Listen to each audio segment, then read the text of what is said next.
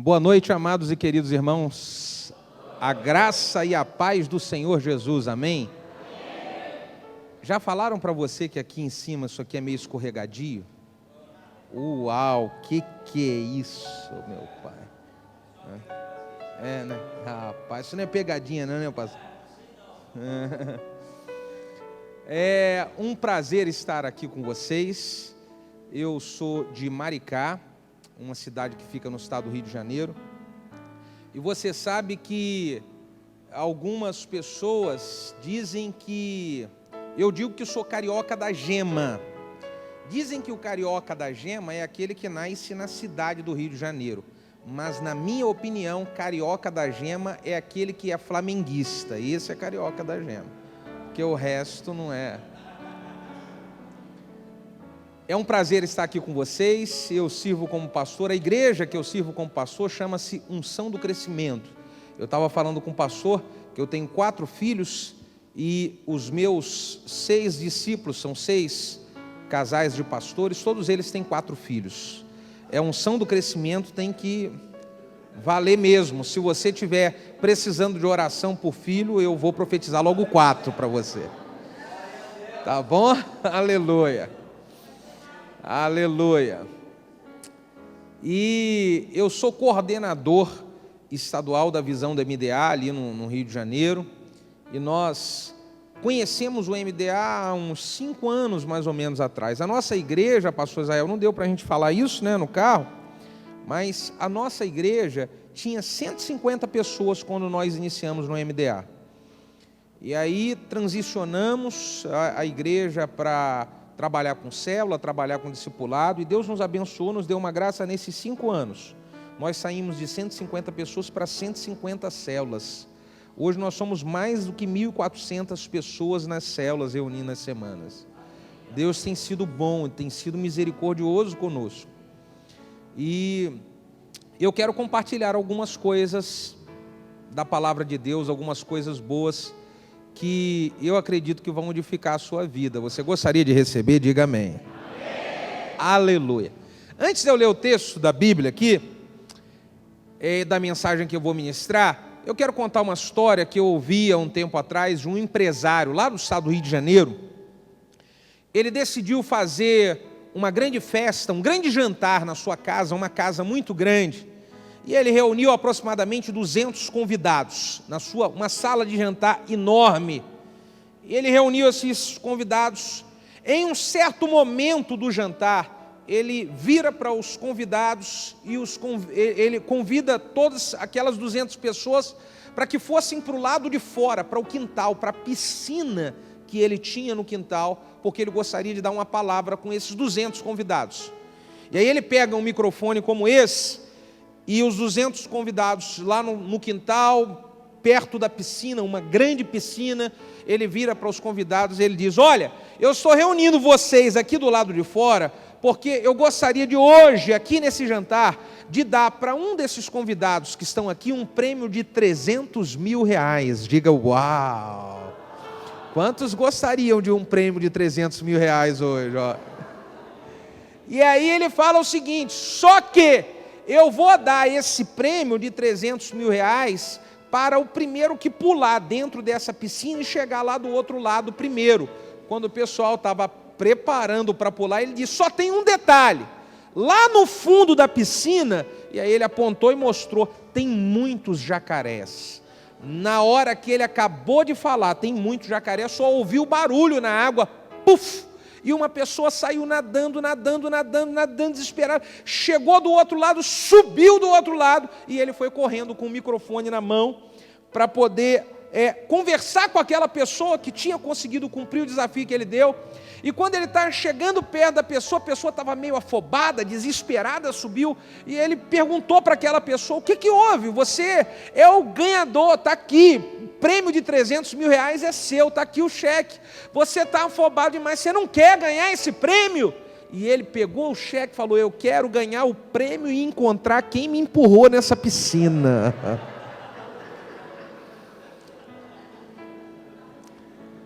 Escuta uma coisa, existem muitas pessoas que não ganham prêmios de Deus, porque elas não têm atitudes de coragem. Eu quero dizer para você, nesses 2 dias que nós vamos estar aqui, Deus vai empurrar você dentro da piscina. Aleluia! Dá um tapinha no ombro do irmão que está do seu lado e diga: se prepara para mergulhar na piscina de Deus. Aleluia!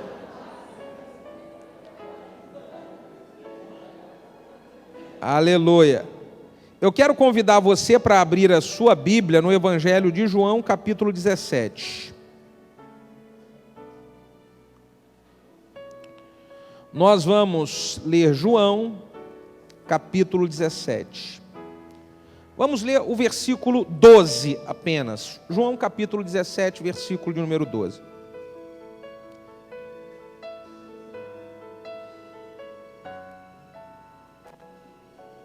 Você encontrou? Diga amém. Vamos então à palavra que diz assim: enquanto eu estava com eles, eu os guardava no teu nome aqueles a qual me destes. Eu os conservei e nenhum deles se perdeu. Quantos que se perderam, gente? Quantos que se perderam? Levanta o dedinho assim e diga comigo: nenhum. O texto diz aqui: a não ser o filho da perdição, para que a Escritura se cumprisse. Foi só para isso. Havia sido dada uma profecia lá atrás, essa profecia precisava se cumprir, e foi só por causa disso. Mas a grande realidade é: quantos que se perderam, gente? Fecha os seus olhos, coloque a mão no coração, vamos orar.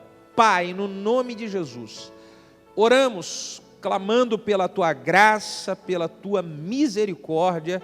Pedimos, ó Deus, que o Senhor esteja trazendo compreensão, entendimento e clareza a respeito da Sua palavra.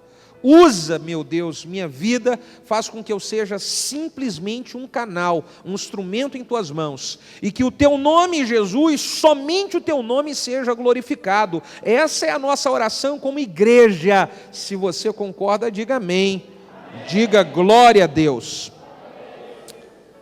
Amados e queridos irmãos, esse texto de João 17, aliás, todo o capítulo de João 17, ele é chamado de a oração sacerdotal, ou a oração da prestação de contas.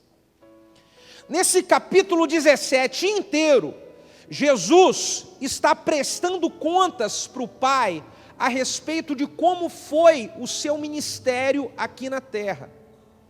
Ele está prestando contas para o Pai a respeito de tudo que ele fez. E dentre tudo que ele fala, uma das coisas mais importantes é ele prestar contas para o Pai a respeito das pessoas que o Pai havia confiado a ele. Queridos, esse texto ele foi um divisor de águas na minha vida e no meu ministério.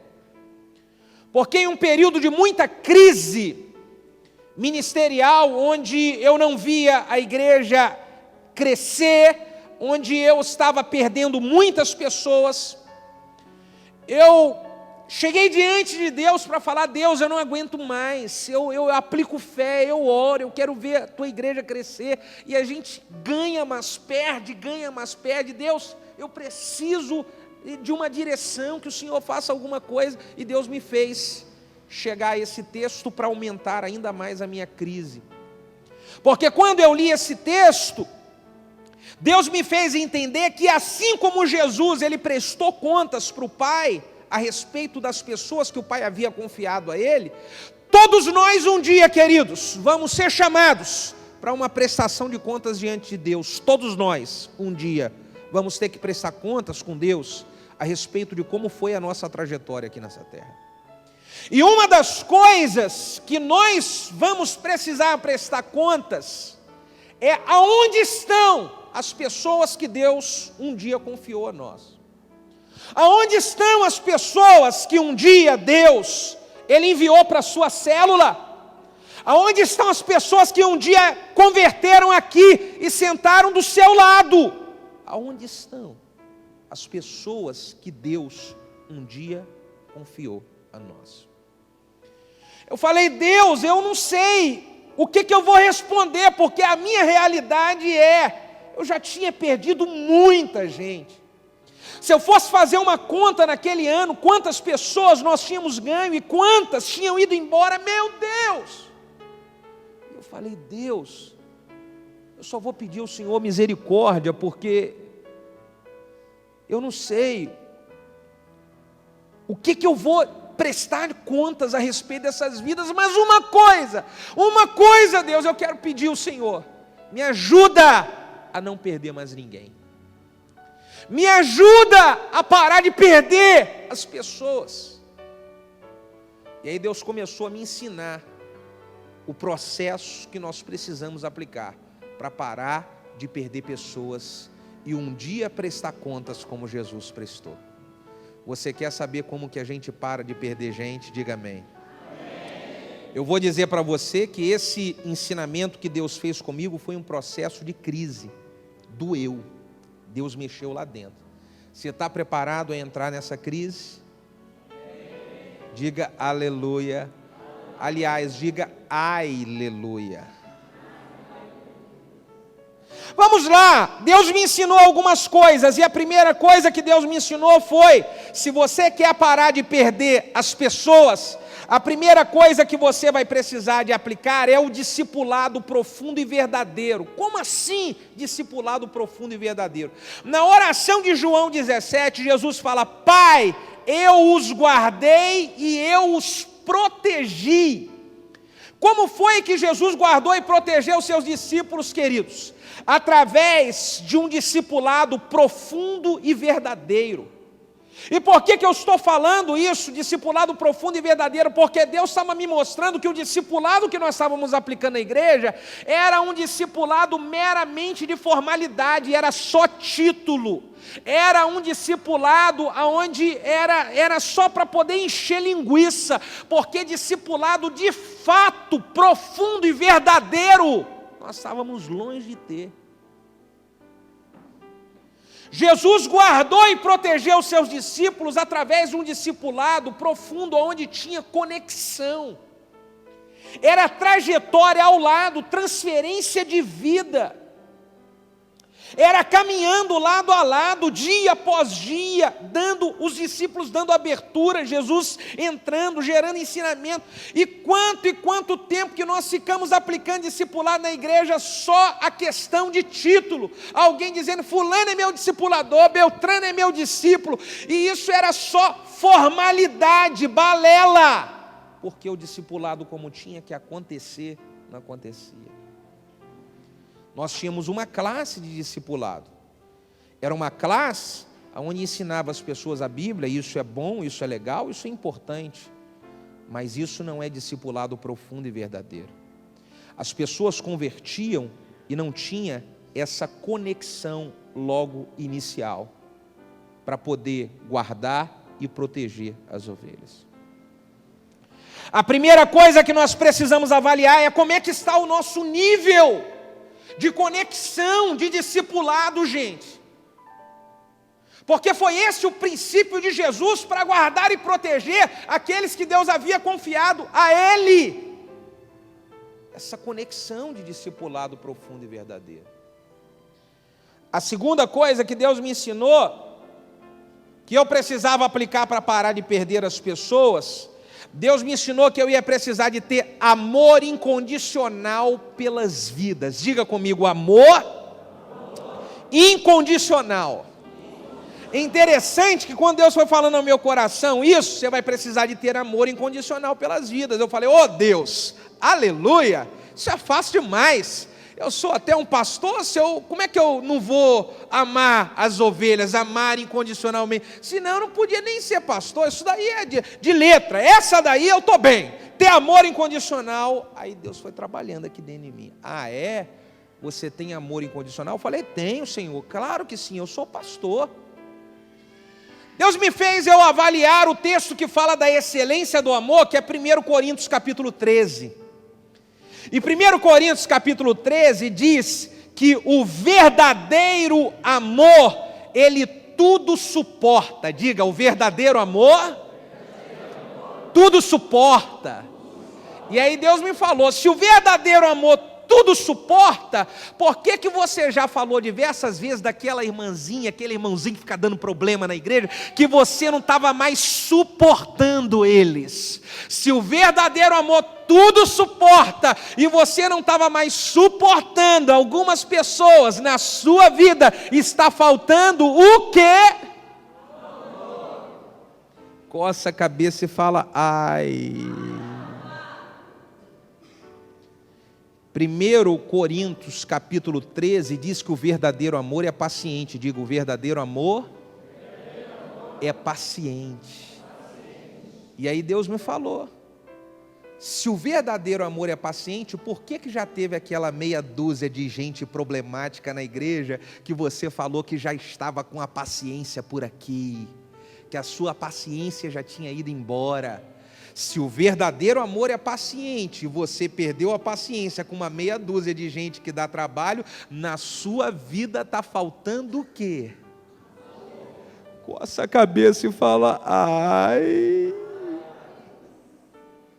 1 Coríntios capítulo 13, Deus foi trabalhando comigo, diz que o verdadeiro amor, ele tudo crê, ele tudo espera e tudo crê.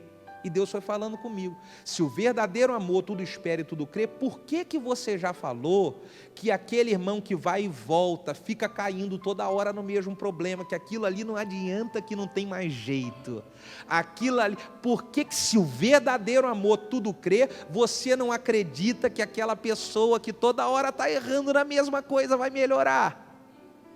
Se o verdadeiro amor tudo crê e você não acredita que as pessoas podem melhorar, na sua vida está faltando o quê? Amor. Coça a cabeça e fala, ai! E eu falei, Deus, então eu não tenho amor incondicional. E eu preciso que o Senhor me ajude. Me ajuda a ter esse amor incondicional, Deus, porque eu tô avaliando que eu não tenho. Interessante, rapaz, Deus é lindo demais. Quantos concordam com isso? Diga aleluia. Manda um beijão para Jesus assim, Jesus lindão, aleluia. Deus é maravilhoso demais. Deus falou para mim, não, mas você tem esse amor sim. Falei, como que eu tenho esse amor, Senhor? Você me fez lembrar, tem uma irmã lá que só falta eu apertar o pescoço dela. Como é que eu tenho amor se eu não tenho paciência com ela? Como é que eu tenho amor se eu não aguento? Tem gente que é muito difícil, Deus. Como que eu tenho esse amor? E Deus falou, você tem esse amor, mas como? Deus foi me ensinando tudo na Bíblia. A Bíblia diz que Deus é... E a mesma Bíblia que diz que Deus é amor, diz que Deus, Ele habita, Ele mora dentro de nós através do Espírito Santo.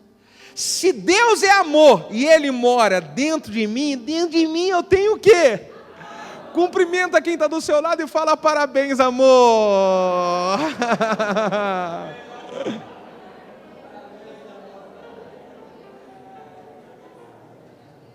Aí eu falei, meu Deus, então se eu tenho esse amor, por que eu não consigo amar essa gente difícil?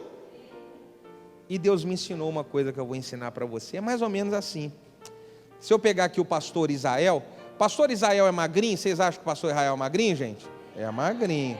Posso pegar o pastor Israel? Vem aqui um pouquinho, pastor Israel. É mais ou menos assim, ó. Vem aqui em cima, pastor Israel. Olha o que Deus me ensinou. Deus me ensinou o seguinte, se você apertar aqui no pastor Israel, o que tem aqui só, gente? Osso. Mas se o pastor Israel, ele fala bem assim, cara, esse carioca vem lá do Rio de Janeiro para tirar onda aqui comigo em Mauá, só de raiva. A partir de segunda-feira eu vou entrar numa academia e vou começar a malhar, porque daqui a 1 ano, quando ele voltar aqui, eu vou estar, Se o pastor Israel decide que vai entrar numa academia e ele vai começar a malhar, daqui a 1 ano, tudo isso aqui que é só osso, como é que vai estar, gente? Diga igual o pastor Bruno, aleluia. Se ele começar a malhar, esse osso que está aqui, ele agora vai começar a crescer algo que tem aqui que a gente não vê, que é o músculo, diga aleluia. E aí vai ficar grande. Muito obrigado, pastor Israel. Dá um aplauso para o pastor Israel aí. Dá um aplauso aí, olha. Deus me ensinou que esse amor que eu tenho dentro de mim, ele está pequeno e ele precisa exercitar. Deus falou, você precisa começar a exercitar. Como é que é isso, Deus, de exercitar? Decide comigo que vai entrar na academia do amor agora. Decide, quer exercitar? Eu quero exercitar. Então vamos entrar na academia. Quantos querem fazer matrícula na academia do amor? Diga aleluia. Tem um monte de anjo passando com a ficha aí. Pega a sua e fala assim, estou inscrito na academia do amor. Está inscrito ou não está? Escuta uma coisa, só tem um detalhe. Quando eu me matriculei, falei, Deus, eu topo crescer no amor. Escuta, quando eu disse eu topo, sabe o que começou a aparecer, gente? Exercício, diga ai. Pensa em situação que começou a pipocar na igreja, diga ai. Você decidiu matricular na academia do amor, hoje mesmo na saída Deus já vai dar para você exercício. Quando você chegar em casa, Deus vai te dar exercício. Quando chegar no elevador, você vai ter exercício. E sabe qual é o problema? É que tem gente que decide entrar numa academia, às vezes a pessoa ela olha e ela fala, vou começar a caminhar agora, vou começar na academia. Aí ela, agora eu vou começar, vou matricular. Aí ela corre 4 dias, no 5º dia começa a fazer frio. Aí ela acorda às 6 horas, hoje, Você conhece alguém assim? Não fala nada, só diga, ai. E aí, a pessoa, eu não vou, aí volta e não faz nada. Agora, tem gente que fala, eu vou entrar na academia, eu vou começar a malhar. E ela acorda no 5º dia, está frio, mas ela olha para a barriga dela e fala assim, não, eu vou permanecer. E aí, ela permanece firme e a academia gera resultado para ela. Você também conhece gente assim? É a mesma coisa na academia do amor. Se você se colocar na academia do amor, você vai ter momento onde você não vai sentir vontade nenhuma de amar. Estou falando para você. Mas aí você vai lembrar, não, mas eu quero crescer em amor. Então vão ter situações que a sua vontade vai ser de esganar alguém, mas você vai lembrar, você fala assim, não, eu vou amar. Fala para quem está do seu lado assim, às vezes vai me dar vontade de te esganar, mas eu prometo que eu vou te amar. Faz um carinho na cabeça dela agora.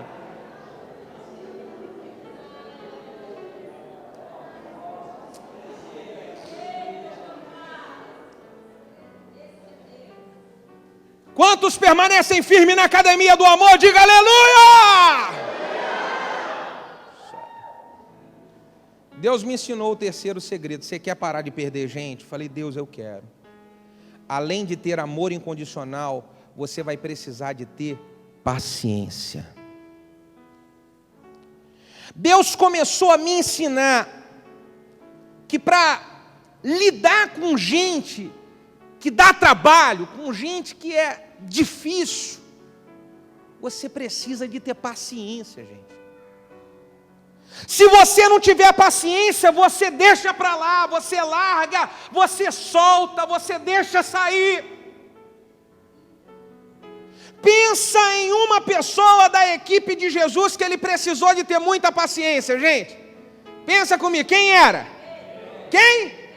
Gente, quando chegar no céu eu vou falar: Pedro, você era unanimidade no Rio de Janeiro, Brasília, Mato Grosso. Eu queria saber, Pedro, aonde eu vou é Pedro. O cara que mais deu trabalho para Jesus e exigiu de Jesus paciência, como é que era o nome dele? Pedro. Eu vou contar para você algumas das situações que Pedro arrumou para Jesus. Um dia, olha essa. Um dia, Jesus reúne os seus discípulos e mais uma equipe de pessoas que estavam seguindo ele. E aí faz uma pergunta assim: olha, eu queria que vocês dissessem para mim, quem dizem as pessoas aí que eu sou? Aí um levanta a mão e fala: mestre, dizem por aí que o senhor é Elias. Aí o outro levanta a mão: ô mestre, eu sei, dizem por aí que o senhor é um dos profetas. E aí o Pedro levanta as duas mãos e fala: mestre, eu sei quem o senhor é. E Jesus fala: sim, Pedro, quem eu sou? E Pedro fala: mestre, tu és o Cristo, o Filho do Deus vivo. E Jesus fala: yes, Pedro, aleluia, arrebentou a boca do balão. Não foi carne nem sangue que te revelastes, mas o meu Pai que está nos céus. E o Pedro: aleluia, Jesus, obrigado. Uma semana depois, Jesus junto com os discípulos e com mais um grupo de pessoas, e ele começa a contar a respeito do que iria acontecer com ele, do seu projeto aqui na terra. E ele começa a dizer que ele iria precisar de ser preso, ele iria sofrer, ele iria morrer, entregar a vida dele. E quando ele está contando isso, Pedro levanta a mão: mestre, eu gostaria de dar uma palavra. E Jesus: sim, Pedro. E o Pedro: você não vai fazer isso está errado, eu não vou deixar. E aí Jesus vira para o Pedro e fala: Satanás, em nome de Jesus, sai da vida do Pedro. O Pedro era o tipo do cara que uma semana ele estava na unção, tendo revelação do alto, aleluia, cheio de unção. 7 dias depois, o Pedro estava tão carnudo que parecia que estava endemoniado. O Pedro, ele era o discípulo que ele vivia na montanha-russa espiritual, cheio de altos e baixos, cheio de um dia está bem e outro dia está mal. Você conhece alguém assim? Não diga nada, só fala ai. Você sabe que por causa dessa inconstância, Jesus vira para o Pedro e fala: Pedro, você é muito inconstante, cara. Pedro, você um dia está bem, outro dia está mal. Quer saber de uma coisa? Eu não quero gente na minha equipe assim não, ó. Tchau, tchau, cortado. Foi isso que Jesus fez? Agiu com o que, gente? Paciência. Paciência, amor e paciência. Aí você sabe que um pouco mais na frente, Jesus, ele está subindo o Getsemane para poder orar em um dia da sua grande agonia, e ele vira para Pedro. Pedro era meio que o líder dos discípulos ali, ele tinha uma liderança.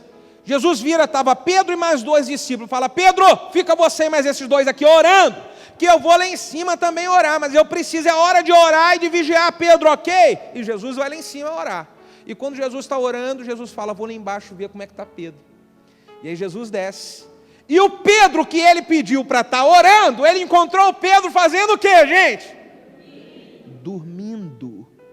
E aí Jesus olha para Pedro e fala: Pedro, você sabe que isso aconteceu 2 vezes, né? Mas Jesus fala: Pedro, pelo amor de Deus, cara, eu preciso de gente na minha equipe de oração. Na hora que eu mais preciso de você orando, você está Quer saber de uma coisa, Pedro?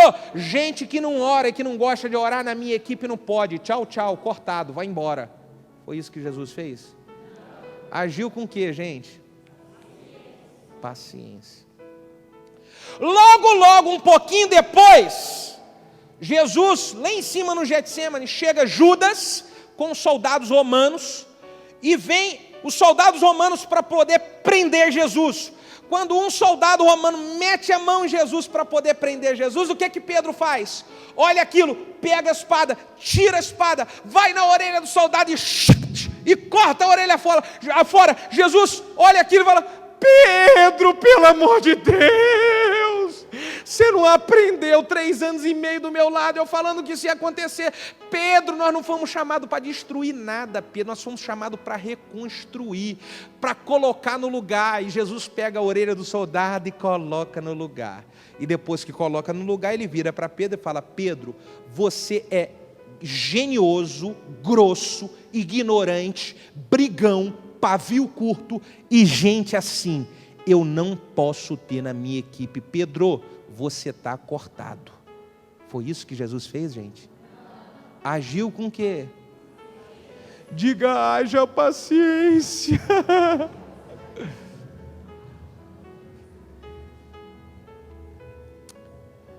Você sabe, quando os soldados prendem Jesus, eles vão levando Jesus para a salinha onde Jesus ia ficar preso a madrugada inteira antes dele ser crucificado.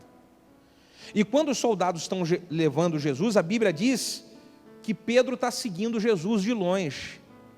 E de repente tinha umas pessoas com uma fogueira, estava muito frio, o Pedro para poder se aquecer naquela fogueira e ficar olhando Jesus. E uma pessoa que estava naquela fogueira toca no Pedro e fala: ei, você aí, eu te conheço. Você faz parte do time dele, estava juntinho com ele. E o Pedro fala: Eu não, nunca vi ele na minha vida, nem nunca vi mais magro. Viu sim? Não.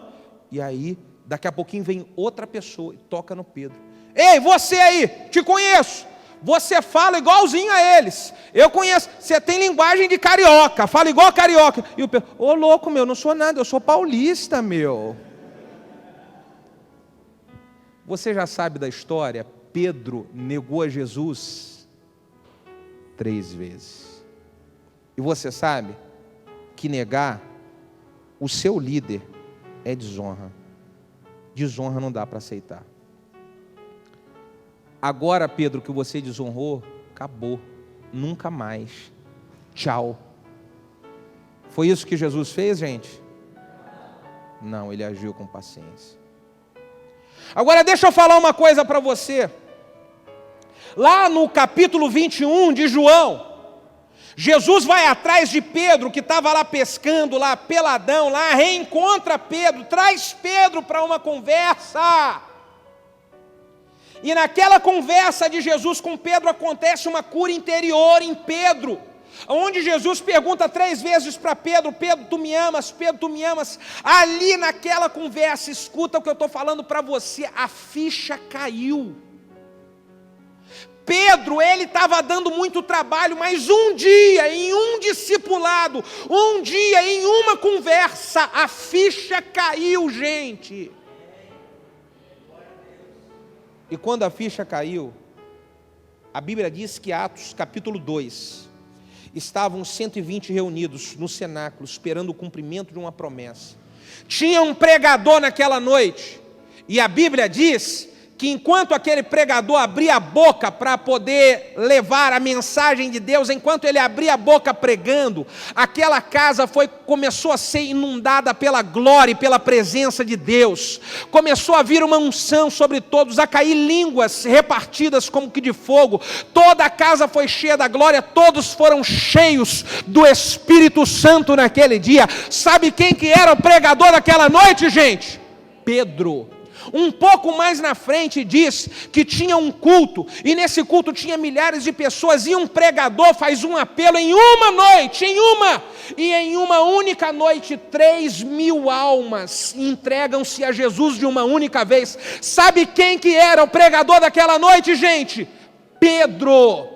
Um pouquinho mais na frente, tinha uma cidade com muitos doentes e enfermos, não dava para orar por cada um individualmente, então um homem fala: coloca todo mundo deitado que eu vou passar e a minha sombra vai curar.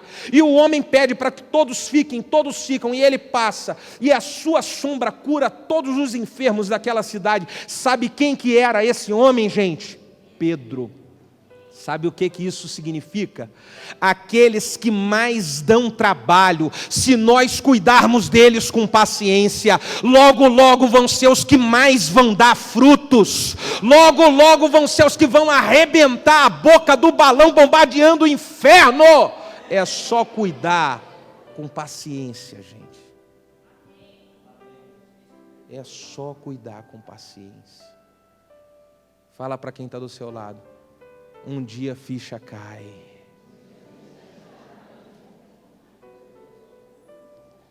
Tomara que a sua seja hoje.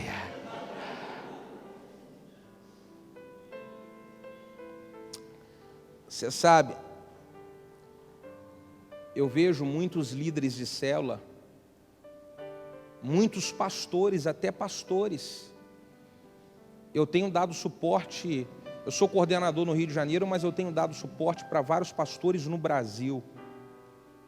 E eu tenho visto pastores que, porque não tem paciência, na hora que o cara está para dar fruto, o cara sai, e aí todo o fruto que era para dar na igreja do pastor, dá na igreja do outro. Gente que tinha uma pessoa que era para dar fruto na sua célula, não teve paciência, e suou. Na hora que estava para o cara dar fruto, na prova final, perdeu. Aí o cara vai dar fruto em outra célula. Deus me ensinou, você quer parar de perder pessoas? Tenha paciência. Quarto segredo, ainda dá para poder receber? Diga amém. Se eu quero parar de perder pessoas, Deus me ensinou que eu iria precisar de ter perseverança e persistência. Diga perseverança e persistência.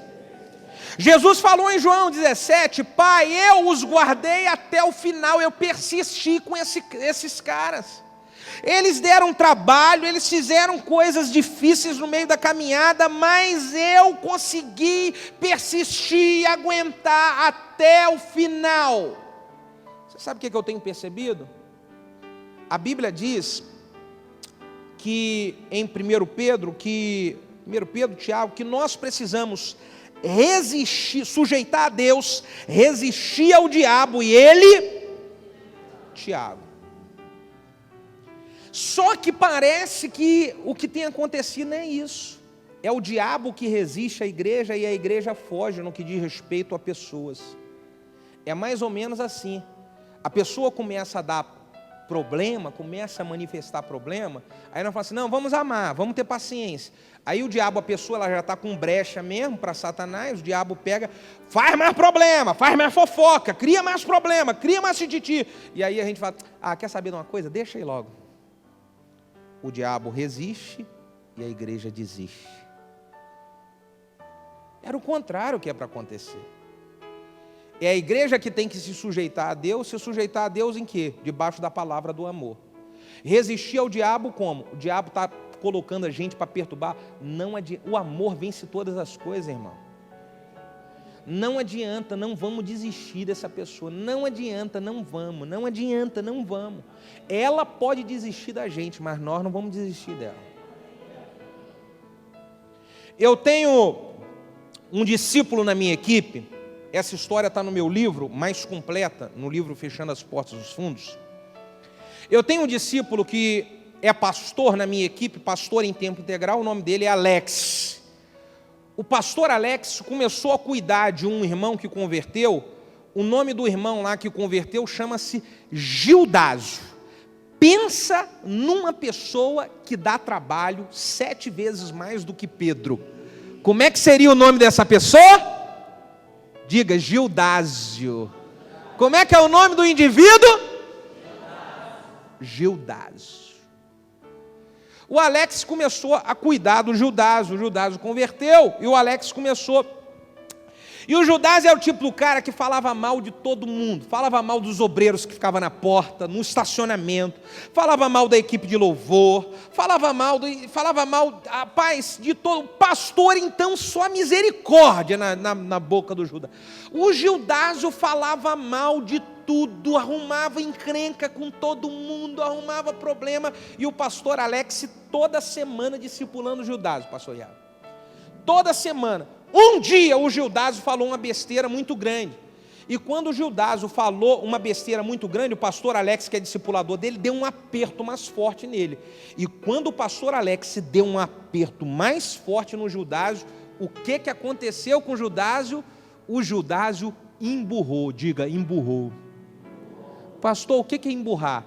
Emburrar é o que muito marido e mulher às vezes faz, quando um fica chateado com o outro, que fica 2 dias sem falar, falando só o necessário, bicudo.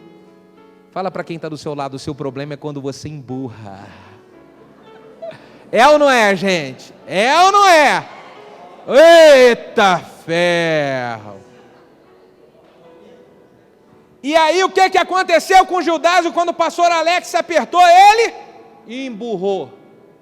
E aí agora que o Judásio emburrou, o Judásio ficou uma semana, não foi nem na célula, nem não foi na igreja. Desapareceu. E o pastor Alex se ligava e o Judásio sumiu. Da segunda semana, nem célula e nem na igreja. Terceira semana, Judásio, nem célula e nem na igreja. Na quarta semana, o Alex foi lá na casa do Judásio. Chegou lá na casa do Judásio, bateu na porta do Judásio e falou com a esposa do Judásio: oi, irmã Beth, o Gil está aí? E ela falou: sim, tá, ele está lá na cozinha. E ele foi entrando. E quando chegou lá na cozinha: ô Gil, meu amado, estou com tanta saudade de você. E o Gil virou para ele e falou: você está com saudade de mim? Nada. Você veio aqui porque você é pago para isso, você recebe para isso. O Alex falou: Gil, eu vim aqui porque eu te amo. Eu estou preocupado com você. E o Gil: você veio aqui porque a igreja te dá salário para isso, rapaz. E outra coisa, eu não quero ninguém dessa igreja na minha casa, não. Você dá licença, você pode, por favor, sair? Fala, ai. O Alex, foi de manhã, saiu e foi correndo no meu gabinete. Chegou lá no meu gabinete, o Alex veio chorando: pastor, eu fui visitar o Judásio. Fui lá cheio de amor e olha o que o Judásio falou. O Judásio falou que eu estava indo lá atrás dele porque eu recebo pastor. E o Alex falou chorando: pastor, que eu amo ele, pastor, eu fui lá por causa do bem dele. E eu falei para o Alex, o Alex na minha equipe assim, eu tenho um carinho muito especial pelo Alex. Falei: Alex, você não vai mais atrás do Judásio. Eu vou mandar outro pastor da equipe, mas você não vai mais. Eu não vou deixar mais o Judásio ficar te maltratando do jeito que está, não. Eu vou deixar outro pastor ir, você não vai mais. E aí eu orei com ele, acabou e tal. Quando chegou a noite, eu estou em casa, na minha casa, a campainha da minha casa toca e meus filhos falam: pai, tá o pastor Alex lá fora, ele quer falar contigo à noite. E eu falei: acho que sumiu o piano aí, amigo. Aí eu falei assim: pode pedir para o pastor Alex entrar.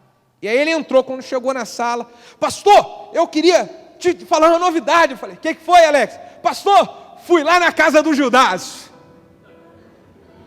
Falei: Alex, eu não falei para você não ir, Alex, na casa do Judásio. Como é que foi? Pastor, cheguei lá na casa do Judásio e eu perguntei para a esposa dele aonde que ele estava. Ela falou que ele estava no quarto, deitado, trancado, em depressão, porque tinha falado besteira. E aí eu bati na porta do quarto dele e falei: Gil, sou eu, pastor Alex. Eu vim te visitar porque eu te amo. Abre a porta para eu conversar com você.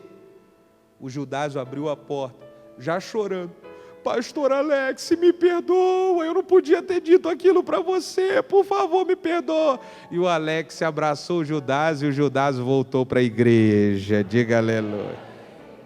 Amém, mas você não sabe, eu falei que o Judásio dá trabalho. Ficou tudo bem, pastor, com o Judásio, tudo bem, 1 mês, 2 meses.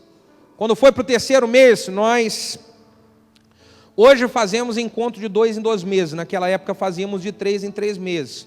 O Judásio já tinha participado do encontro. Agora o Judásio ia para trabalhar no encontro. E aí, queridos, lá a regra que nós temos, eu não sei como é que funciona aqui, mas a regra que nós temos lá, pastor Israel, é: quem vai para trabalhar, vai para poder servir. Então, porque vai para poder servir nesse retiro, é o último a comer, quem está participando é o primeiro, nós vamos para servir. E aí, né, o Judásio foi para trabalhar, foi para servir, só que o Judásio, ele é meio gordinho, e eu não sei porque os gordinhos, quando fala de comida com ele, eles ficam injuriados da vida. Você conhece alguém assim? Não fala nada, só diga ai. Chegou na hora do almoço, o Judásio, o pastor Israel, queria comer uma salada que os encontristas ainda não tinham comido. O pessoal que foi para participar não tinha comido ainda. E o Judácio ficou lá nas irmãs da cozinha: o que custa me dar? O que custa? Só o problema. E as irmãs falaram: Judácio, não adianta, que é só depois que os irmãos comerem. E o Judácio: vocês não vão me dar não? Judácio, não adianta, não vão dar. Na hora que as irmãs da cozinha falaram que não iam dar, imagina o que aconteceu com Judácio pela segunda vez. Emburrou. Só que o Judácio agora ele emburrou assim: essa igreja é uma cambada de desorganizado, é uma desorganização. Vocês querem saber? Nunca mais coloco os pés nessa igreja. E saiu.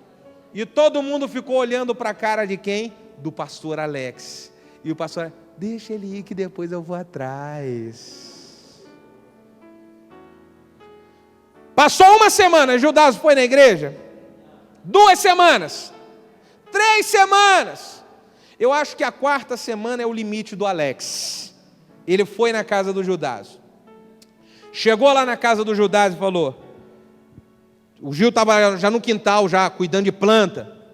Gil, paz do Senhor, meu querido, vim aqui te visitar, eu te amo tanto, estou com saudade sua. Para surpresa de todo mundo, o Judácio fala: ô pastor Alex, que bom, eu queria dizer que eu também te amo, também amo o pastor Bruno e amo todos lá da igreja, amo todos os irmãos da unção do crescimento.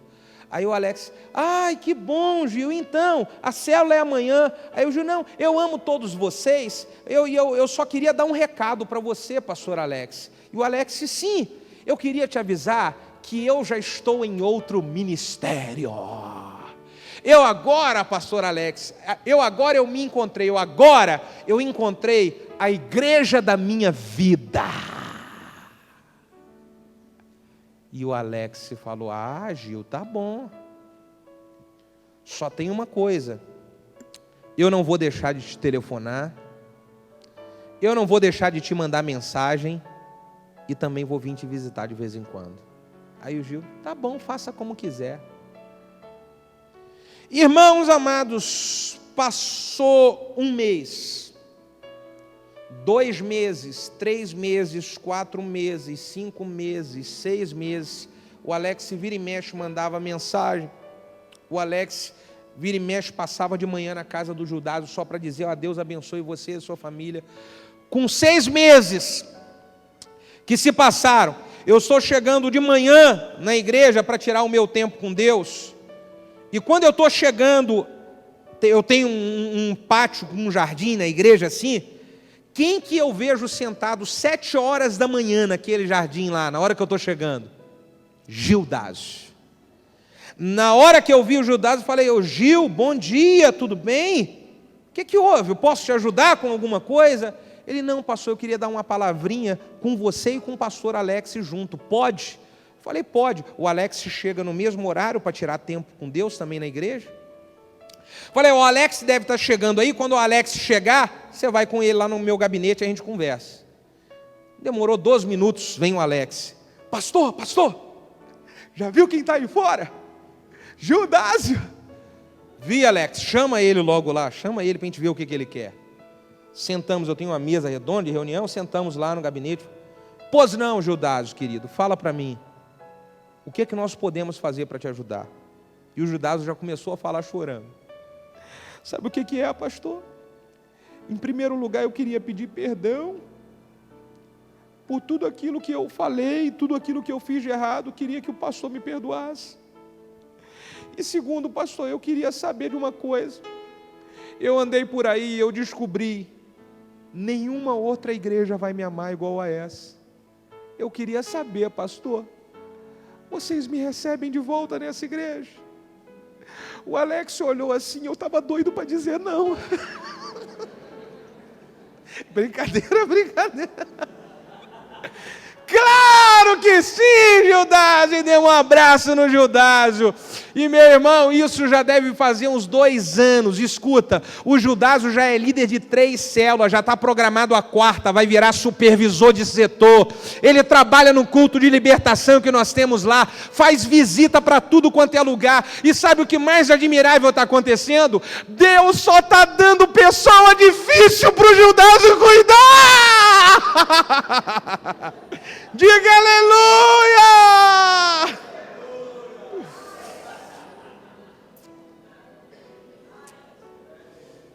tem que ter persistência.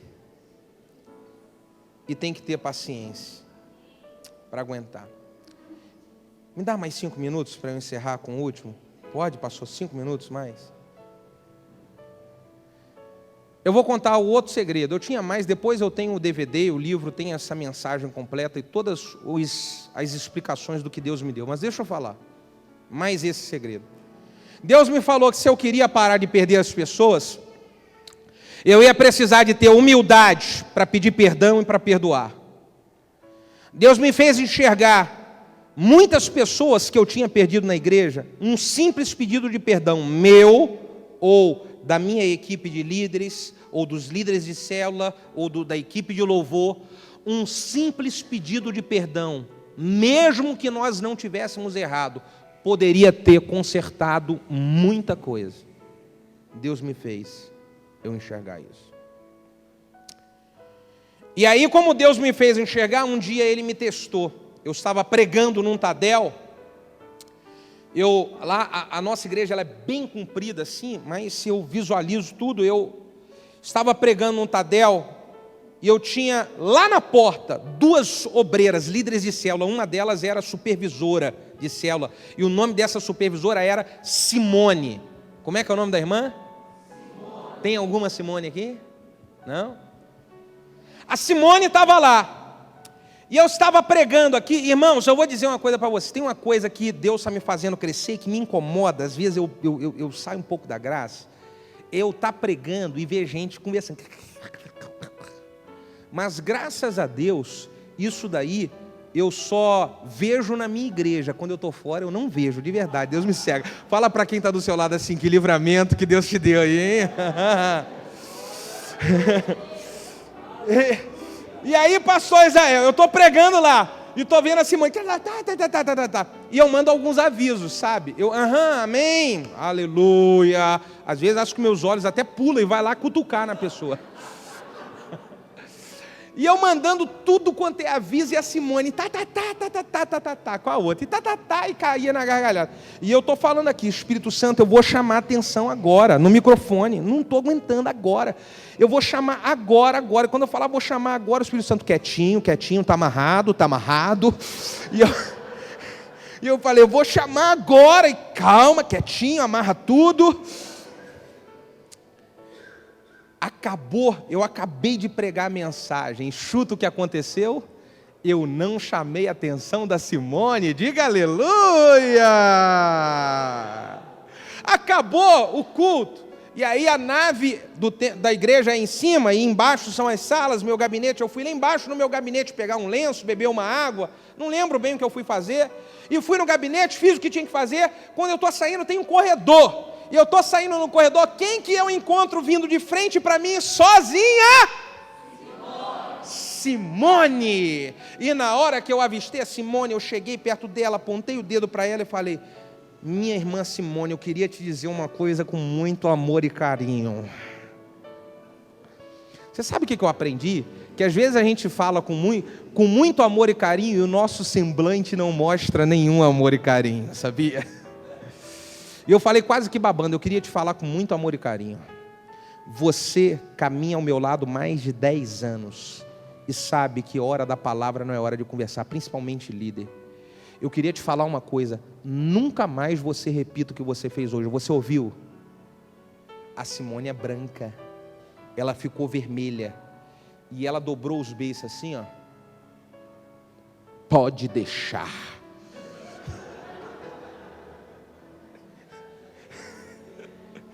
Irmão, na hora que eu saí, me deu uma dor, que eu falei, ai, o que eu fui arrumar? A Simone é supervisora, cuida de 5 células, quase 50 pessoas. A pior coisa que tem é você ter um líder doente, com o coração ferido, mesmo que a liderança tenha errado. É perigoso isso para a igreja, é perigoso para as ovelhas. Nunca, ainda que a sua liderança erre, nunca permita seu coração ficar ferido com a sua liderança, nunca. Falei, meu Deus do céu, e agora, meu pai? Ai, Jesus. Falei, eu acho que eu vou ter que pedir perdão para Simone, eu acho. Porque, afinal de contas, quem estava errado era ela, ou não era? Era ela. Irmãos, a Bíblia diz que a mulher sábia, ela edifica a sua casa e a tola. Irmãos, a minha esposa, eu vou falar uma coisa para você, a minha esposa é muito sábia. Meu Deus do céu, eu falo que 90% do meu ministério é a minha esposa.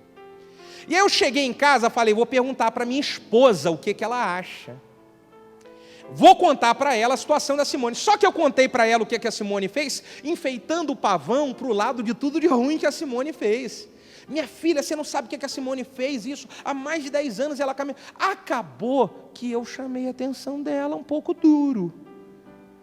E eu estou pensando aqui, eu acho que eu vou ter que pedir perdão para a Simone. O que você acha? Minha esposa, meu filho, vamos fazer isso sim, vamos fazer isso daí o mais rápido possível. Então tá. Depois que aconteceu essa história, eu tive pensando, gente, se a minha esposa não é uma mulher sábia, e na hora que eu contasse a história da Simone, eu tive imaginando uma mulher que agiria ao contrário. Na hora que eu contasse a história, a Simone fez isso, e eu estava pensando em pedir perdão a ela. O que você acha? Uma mulher que não é sábia, já ia botar a mão na cintura, você não vai pedir perdão nada, e ainda bem que foi com você, porque se fosse comigo ela ainda ouvia, e outra coisa, deixa ela aparecer na minha frente que ela ainda vai ver o que é bom para nós. Você conhece alguém assim? Não fala nada, só diga ai.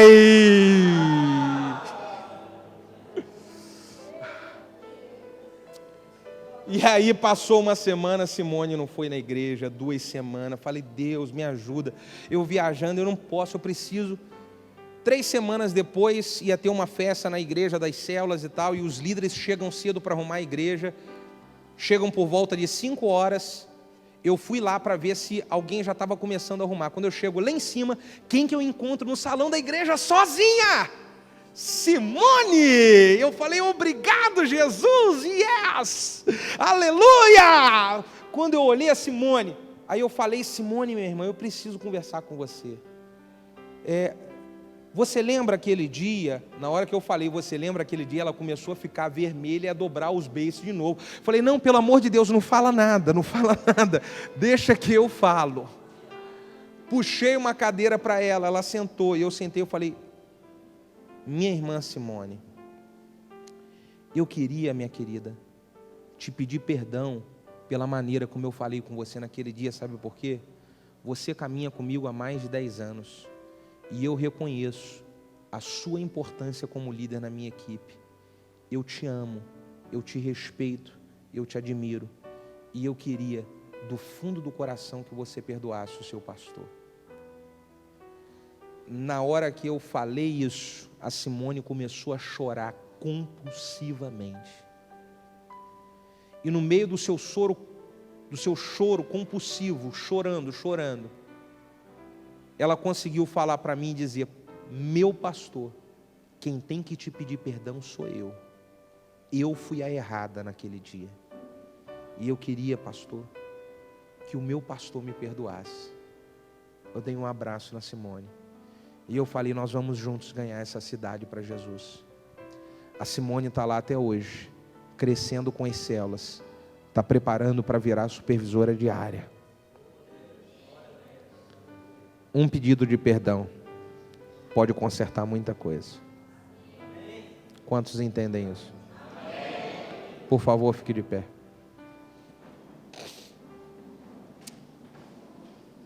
Queridos, eu quero passar um vídeo. Prepara o vídeo para mim.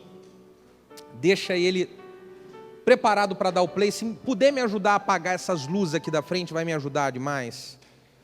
A minha galera do louvor pode vir um pouquinho aqui em cima, um pouquinho só. E o que eu queria dizer com vocês? Ali é só para... Um dia, queridos, nós vamos ter que prestar contas para Deus. A respeito das pessoas que Ele confiou para nós. E aí o que nós vamos dizer nessa prestação de contas? Um dia eu decidi, Deus, me dá o coração de um bom pastor para eu não perder mais ninguém. Eu não quero perder mais ninguém. Se você hoje está com o mesmo desejo no coração que um dia eu tive, eu senti de Deus, eu não quero perder mais ninguém. Eu queria convidar você para sair do seu lugar e vir aqui na frente. Eu quero recebeu uma graça de Deus para não perder mais ninguém.